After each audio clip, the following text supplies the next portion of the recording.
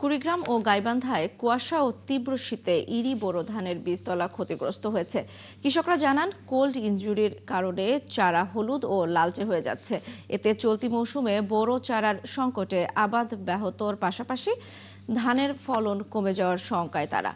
যদিও কৃষি কর্মকর্তারা বলছেন ক্ষতি কমিয়ে আনতে কৃষকদের পরামর্শ দেওয়া হচ্ছে। সহকর্মীদের পাঠানো তথ্য, ছবিতে রিপোর্ট। কুড়িগ্রাম সদরের বেলগাছা ইউনিয়ন, উলিপুর পৌরসভা, Tabakpur union, Hatia union, Dharanibari union ও মালতীবাড়ি সহ বিভিন্ন এলাকার বোরো ধানের চারা হলুদ ও লালচে হয়ে গেছে।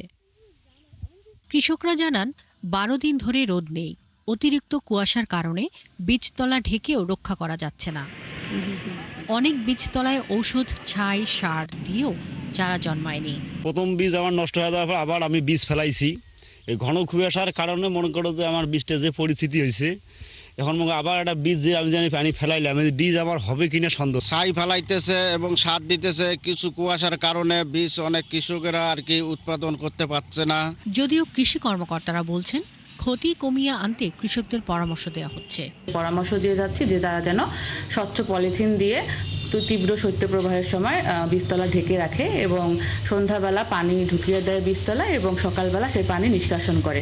চলতি মৌসুমে জেলায় 1,17,365 হেক্টর জমিতে বোরো আবাদের লক্ষ্যমাত্রা নির্ধারণ করেছে কৃষি বিভাগ। একইভাবে গাইবান্ধার 7 উপজেলাতেও ইরি বোরো বীজতলা চারা হলুদ হয়ে শুকিয়ে গেছে।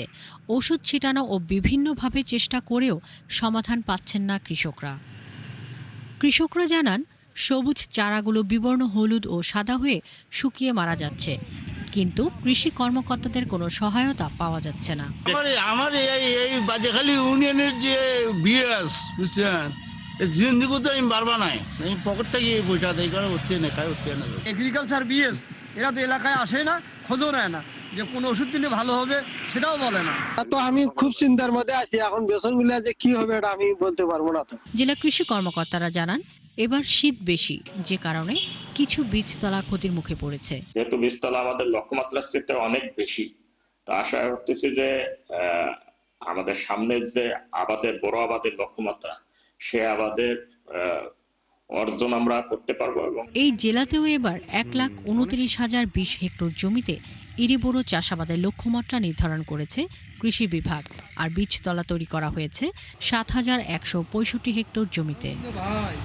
শাকিলা শম্পা, 71।